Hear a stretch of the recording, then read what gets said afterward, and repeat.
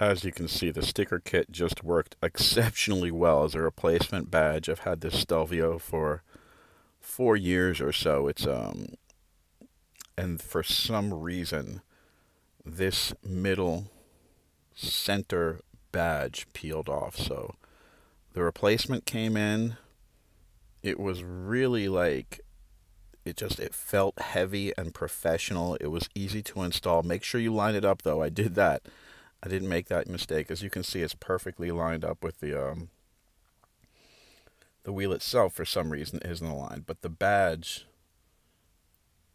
is aligned with the airbag logo as it should be, as it originally was. And I noticed that on the original one, so, not sure why the steering wheel itself is cocked to the side 30 degrees, but at least it looks more normal if it's in alignment with the airbag sign. And basically it looks and feels identical to the original badge, which is really impressive. That's of course the horn area, so if it was any different, I definitely would have noticed it. And